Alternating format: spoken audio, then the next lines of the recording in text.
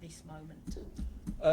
I think, first of all, kind of as you said in your introduction, it's a personal question for me, and I'm not in any sense unique in that regard. I think pretty much anyone who's grown up in London in the kind of period I have is asking this question a bit, which is basically, why can't I afford to live here anymore?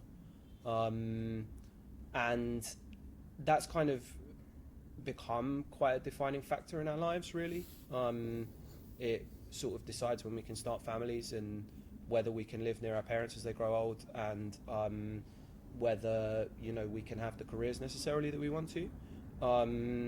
So it's always felt to me like a crucial question personally.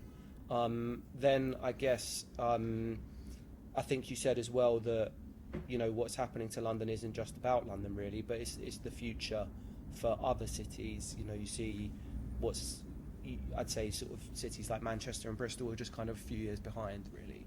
And then also there's this kind of global question of, around the world people are increasingly urbanising. That's been going on for more than a century now, and it will keep happening.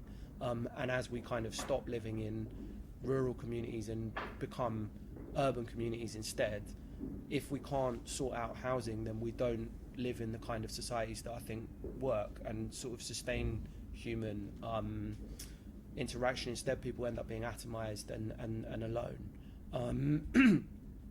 And I mean, if you say why now, I think we were talking about this slightly just before we started the session, Eileen, but I think there's something happening at the moment which sort of feels like a bit of a tipping point in terms of what is widely described as a housing crisis in London, particularly since COVID. I mean, things were bad for a very long time, but particularly since COVID, things seem to have started to almost completely unravel.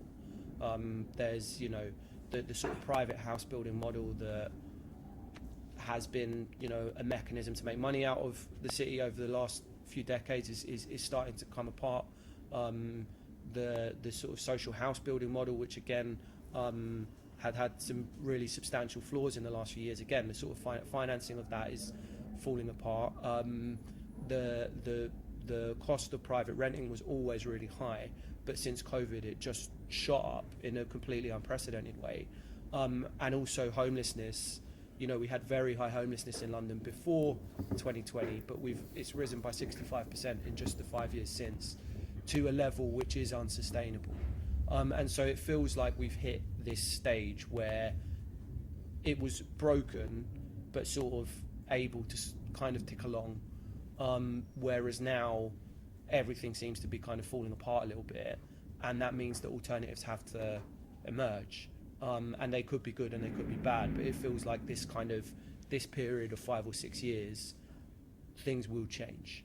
And so kind of contributing to that conversation and hopefully kind of allowing people who are interested in it to have a wider and deeper understanding of why we've arrived at this point, I thought was useful as a thing to do right now.